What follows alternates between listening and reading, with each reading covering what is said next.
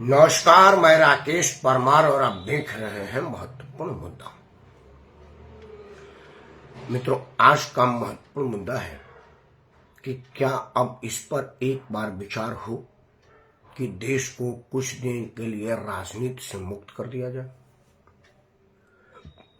कोई और विकल्प पर विचार हो, किसी बढ़िया व्यवस्था को कुछ दिन के लिए एक्सपेरिमेंट रूप से अपनाने पर चर्चा हो, फेस वाइज उसको अपना करके देखा जाए, उसके गुण अवगुण, उसके नफा नुकसान को।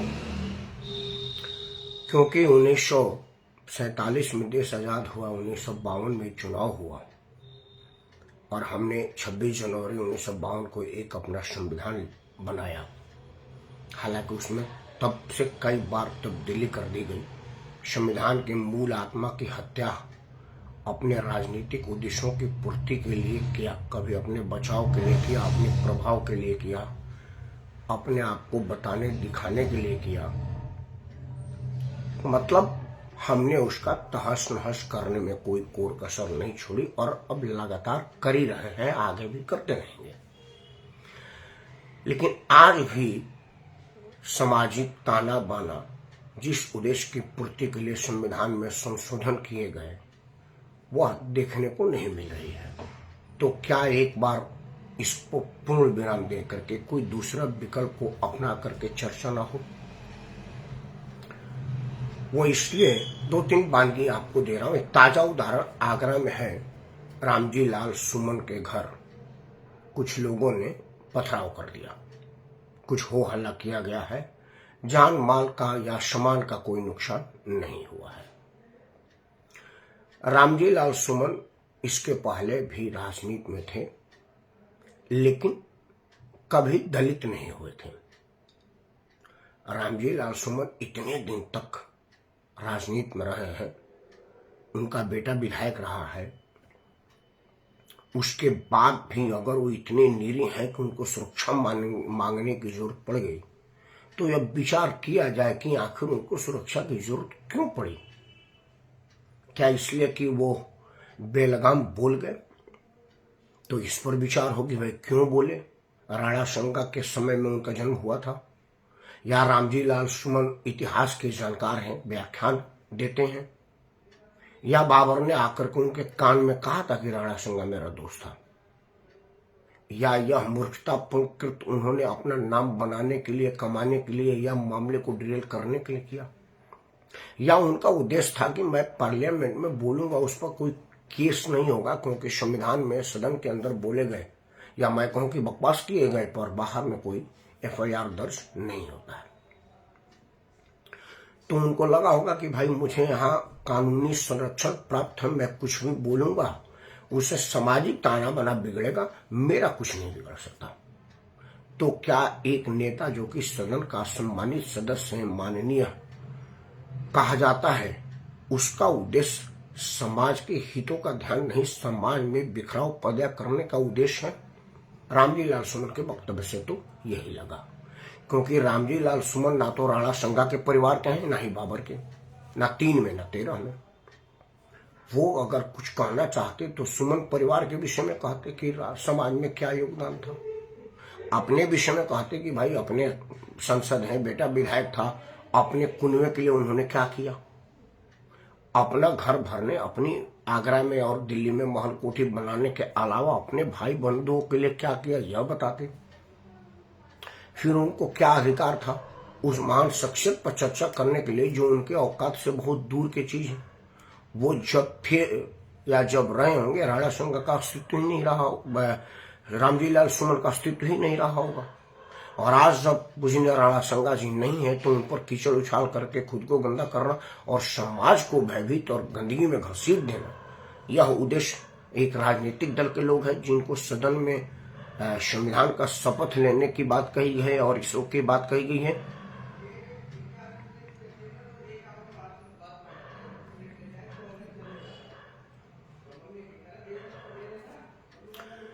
तो इन सब विषयों पर विचार करने के बाद 2-4 वानगी अगर मैं आपके सामने रख दूं तो आपको लगेगा कि भाई राजनीतिक दल के लोग उधम मचाते हैं अपनी भला के लिए या किसके लिए।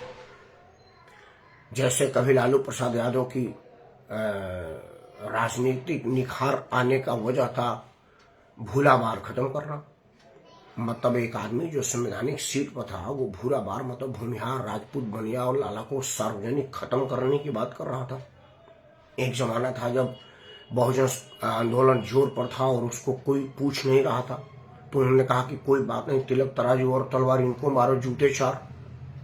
मतलब एक आदमी जूता मारने की बात कह के राजनीति में मुकाम बना सकता है, यह बात कल्पना की जा सकती है। तो ऐसे लोगों से राजनीतिक परहेज करने की चर्चा क्यों न की जाए?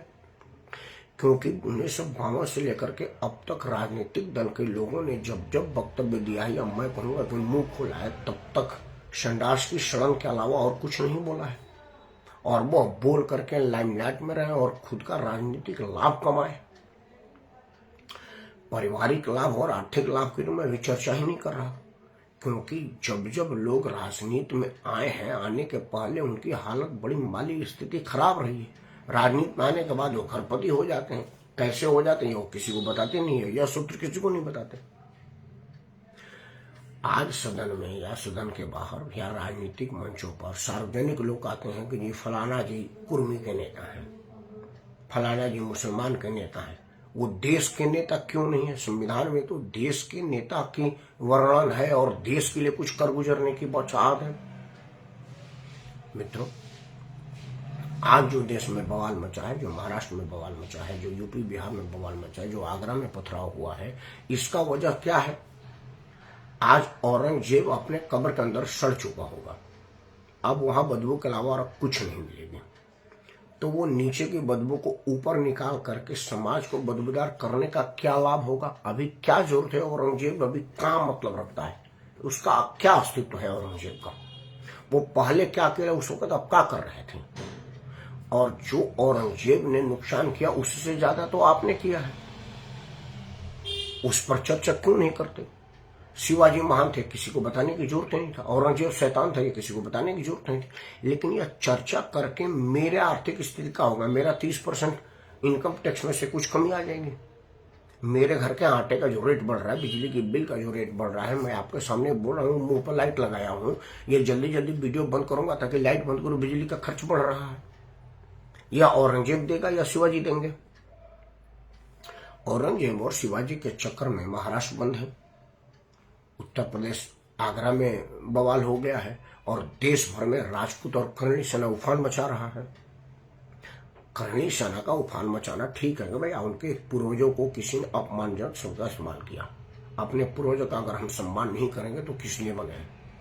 लेकिन यह विचार तो करना पड़ेगा ना कि पूर्वज के सम्मान करने में किसी का सार्वजनिक अपमान ना हो, किसी के घर पर हमला ना हो, किसी की मार कुटाई ना हो। राजनीतिक दल के लोग कई बार ऐसा करते हैं कि अपने ही 4 लोगों को इधर खड़ा करा देते, अपने 4 लोगों को उधर खड़ा करा देते हैं और कहते हैं कि मैं एक वक्तव्य दूंगा, तुम उधर से पथराव करना, तुम उधर से पथराव करना। क्योंकि इस पूरे मामले में ना तो रामजी लाल सुमन को कोई चोट लगी है, ना ही उनके बेटे परिवार को लगी। चोटिल वो हुआ है जो गरीब आदमी गया हुआ है बवाल देखने के लिए या सवाल पूछने के लिए, जख्मी वो हुआ है, लोलवान उसका चेहरा है, वाम भारतीय है, वो रामजी लाल सुमन नहीं है। ना ही वो पेशवा के परिवार का है, ना ही वो शिवाजी के परिवार का है, ना ही वो औरंगजेब के परिवार का है। ये सब लोग ऊपर हैं। सामाजिक ताना बाना राजनीतिक उद्देश्य की पूर्ति के लिए बिगाड़ी जा रही है, यह साफ दिख रहा है, लेकिन इस पर किसी को ध्यान ही नहीं जा रहा। हम सब बैठ करके कह रहे हैं कि नहीं भाई, जजिया कर लगा कर औरंगजेब ने बहुत बुरा किया था, वो बीत गया जमाना। आज आप जाइए ना, जजिया कर जितना % लगता था उससे कई गुना ज्यादा तीर्थ यात्रा पर आपको लूट लिया जा रहा है। आप जाइए जरा राम मंदिर घूमने के लिए, देखिए कितना खर्चा आ रहा है। आप जाइए वैष्णो देवी, देखिए कितना खर्चा आ रहा है। आप जाइए महादेव का दर्शन करने के लिए, जाइए ज्योतिर्लिंगों के दर्शन करने के लिए। आज घोषित टैक्स नहीं है, घोषित जजिया कर नहीं है, लेकिन उससे ज्यादा खर्च है। उसको आप किस संख्या में देंगे? आप जाइए उजरा करने के लिए, उस पर सब्सिडी है, लेकिन अगर आप वैष्णो देवी जाएंगे तो आपको उस पर खर्चा है। अभी अभी देश के माननीय प्रधानमंत्री ने ईद की गिफ्ट मुस्लिम बहनों को दिया है। वो प्रधानमंत्री हों, मुसलमानों के भी प्रधानमंत्री हैं, हिंदुओं के भी प्रधानमंत्री हैं। लेकिन अभी होली का रंगोली बनाने के लिए रंग तो प्रधानमंत्री ने नहीं भेजा। मतलब वो भी सरदार मनमोहन सिंह की तरफ से यह कहना चाहते हैं कि इस देश के रिसोर्सेज पर पहला अधिकार अल्पसंख्यकों का है। मनमोहन सिंह ने तो कहा था, इन्होंने तो कर दिया। क्योंकि अभी 4 दिन पहले होली बीती थी, प्रधानमंत्री तो नहीं कहा था कि भाई गरीब महिलाओं को हम होली मनाने के लिए रंग भेजेंगे क्योंकि आपका होली रंगीन हो, यह मेरी इच्छा है। और उसको तोहफाए मोदी कर देते, जैसे तोहफाए मोदी मुस्लिम महिलाओं के लिए दे रहे हैं। तो क्या मोदी जी देश में दुराव फैलाना चाहते? क्योंकि मैं हिंदू हूं और मैं तो नाराज हो गया। और क्यों ना नाराज हूं? मेरी पत्नी रंग के लिए तरस की कह रही थी, भाई रंग ले, मैं कर पैसा नहीं है, मैं गरीब हूं, कहां से लाऊं? या मैं नहीं कहा होगा, लेकिन और कई लोगों ने तो कहा होगा ना। अगर इस देश में मुस्लिम महिलाएं गरीब हैं तो हिंदुओं के घर कहां तिजोरी लगे हुए, कहां उसके घर पेड़ से पैसे टपक रहे हैं? इस देश में बहुत से ऐसे हिंदू हैं ना जिनके घर रंग ना होने की वजह से फीका पड़ गया, और किसी आदमी ने उन पर रंग फेंकना उचित नहीं माना। गरीब लोग इन पर क्या रंग फेंकोगे, ये वैसे नासुर लोग हैं। तो गरीब की झोपड़ी पर रंग नहीं आई, दिवाली के दीपक नहीं जला, उसके घर पे स्ट्रीट लाइट भी नहीं था जिससे उनके घर में उजाला हो जाए। तो प्रधानमंत्री ने नहीं सोचा। तो यह प्रधानमंत्री समझ से बना रहे हैं कि बिगाड़ रहे हैं। मैं हिंदू, मैं नाराज हूं, मैं कह रहा हूं कि मैं तो बड़ा दुखी हूं कि क्यों मोदी जी ईद की तोहफा दे रहे हैं, होली की नहीं दिए। तो ये नरेंद्र मोदी बिंग प्रधानमंत्री समाज में सुधार बना रहे हैं कि बिगाड़ रहे हैं। चर्चा इस पर क्यों न हो? तभी जाकर के विचार किया जा रहा है कि राजनीतिक दलों का एक्ट समाज में वैमनस्य फैला रहा है। अखिलेश यादव ने जैसे अपने सांसद का बचाव करते हुए कहा कि वो दलित है, इसलिए उन पर आक्रमण किया गया। तो मतलब अखिलेश यादव को मैं मानूं कि वो राजपूत विरोधी हैं और उनको सिर्फ दलित से प्यार है। तो ये दलित और राजपूत में लड़वाने का काम करने वाला नेता से नेतागिरी छीन क्यों ली जाए? इस पर समाज चर्चा करे, सोचे विचार करे एक बार। क्योंकि एक बार तो आपको विचार जरूर करना पड़ेगा कि जब हमारे संविधान निर्माताओं ने देश में संविधान बनाया, राजनीतिक स्वतंत्रता की बात की, अपनी बात रखने की स्वतंत्रता की बात की, अपनी जाति धर्म पंथ का प्रचार करने की छूट की बात दी, तो क्या उनके मन के किसी कोने में यह उद्देश्य रहा होगा कि अपना जाति धर्म का प्रचार करने में हम दूसरे का नुकसान कर रहे हैं, दूसरे का मखौल उड़ा रहे हैं? यह रहा होगा? अगर ऐसा रहा होगा तो क्या वो विद्वान लोग इस तरह की संविधान की रचना कर पाते, संविधान में इस बात की प्रावधान करना चाहते, कर पाते, करते? इन सब विषयों पर विचार हम जरूर करें। क्योंकि अगर आप एक एक नेताओं की एक एक स्टेटमेंट देख लें तो वो किसी के पक्ष में और किसी के विपक्ष में जाता है, निष्पक्ष में नहीं जाता। चाहे वो सार्वजनिक जलसे में बोला कार्यक्रम हो या सदन के अंदर संवैधानिक दर्जा प्राप्त करने के बाद बोला हुआ स्टेटमेंट हो, यह आप जरूर देखिएगा। आज लोकतंत्र उबासी ले रहा है।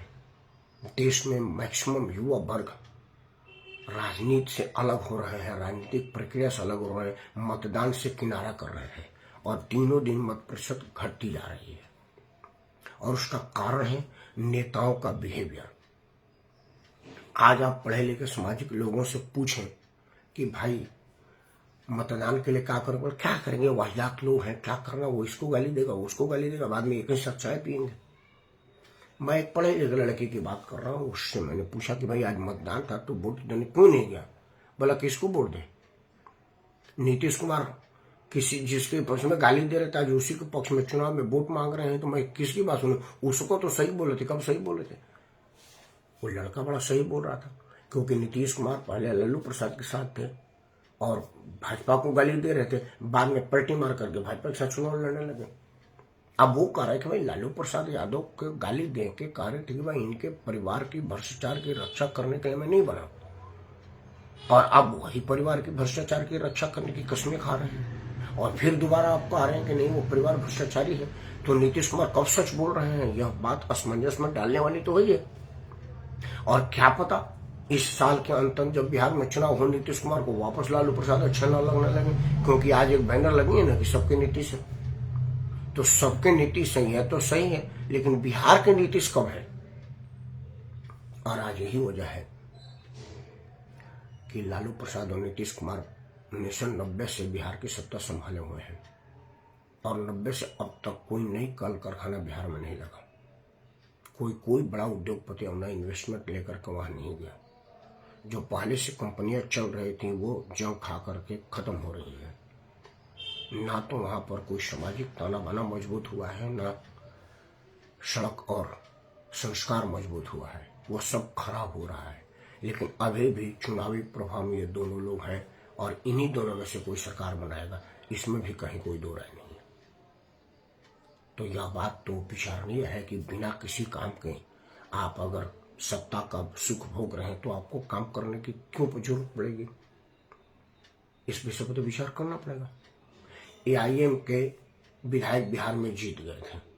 एआईएम ने अपना कोई चुनाव घोषणा पत्र जारी नहीं किया था और ना ही उन्होंने कोई रोड मैप दिया था कि मुझे क्या करना है, मैं किस लिए चुनाव में हूं और मुझे क्या करूंगा, मैं जीत करके क्या करूंगा। लेकिन फिर भी विधायक जीत गए। मतलब बिना किसी रोड मैप के, बिना किसी घोषणा पत्र के, बिना किसी वादे के आप चुनाव लड़ रहे हैं सिर्फ इस बात पर कि आप मुसलमान हैं, मुसलमान के वोट से जीत गए और फिर जीत जाने के बाद खुद को लालू प्रसाद के सामने बेच दी हैं। क्योंकि जब यहाँ देख रहे थे कुछ फायदा तो है नहीं, विधानसभा में जाके किसी न किसी के साथ रहना पड़ेगा तभी झुंड में सम्मान मिलेगा, तो आप वहां पर अपने आप को बेच दिए। इन सब विषयों पर आप सब विचार करिएगा और मेरे वीडियो को सुनते हुए एक एक नेता की बात का ध्यान दीजिएगा, तो आप पाइएगा कि जब जब नेता मुंह खोला है तब तक देश में बवाल झेला है और अगर नेता मुंह नहीं खोला है तो बवाल नहीं हुआ है। तो देश में बवाल ना हो, किसी किस्म के सवाल ना हो, यह कैसे संभव हो। क्या राजनीति बदली जाए या राजनीति को ही बदल दिया जाए, विचार जरूर करिएगा।